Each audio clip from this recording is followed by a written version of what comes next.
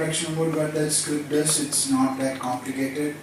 So one of the common use cases of any mailing platform, or why most people use email client, is the option to send it later.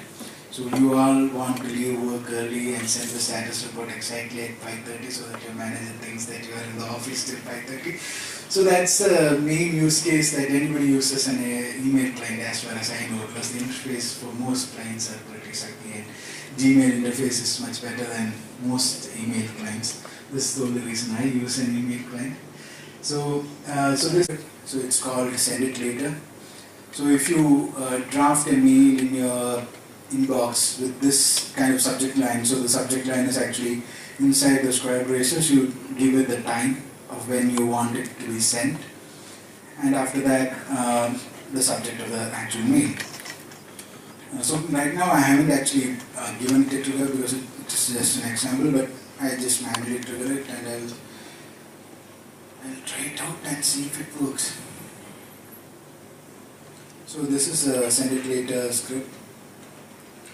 So much more lines of code than my previous example, but this is actually talking to the Gmail app. Like I mentioned earlier, there is a mail app as well as a Gmail app. So Gmail app directly integrates with my Gmail account. I need that because I need it to go and get my drafts. The setup function, I forgot to mention all that.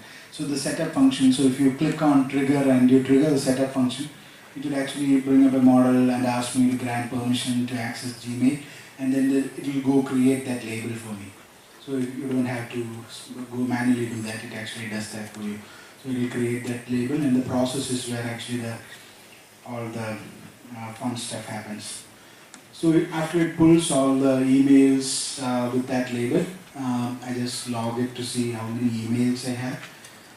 Then I iterate through that, and there is a function called should I send this message. So as I mentioned in the square bracket, you actually mention the time it needs to be sent on. So if the time is actually for the future, you don't need to send it right now. So if it need to be just to get JSON or XML or anything like that. In this example, I am actually pulling the logo from our Google Plus profile page.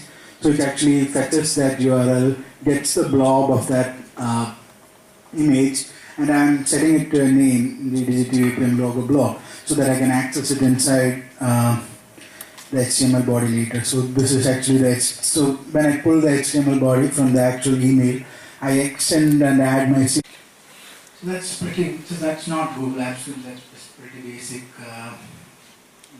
way how you send an email. And then the next line is actually sending the email.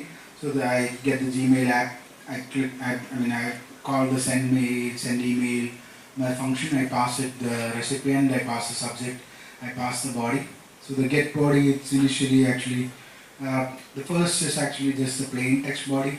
I'm just populating that if any of the clients or any of the email clients the user is using doesn't support HTML email.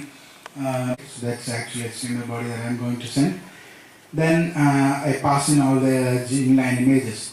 So as you can see, the GDG TV pin logo is what I have used here. So I have tagged the inline image as GDG pin logo, and I'm passing it in here. And I'm passing the blob object that I pulled up there. So that's it, and then after that I'm logging that I've sent that email to so and so.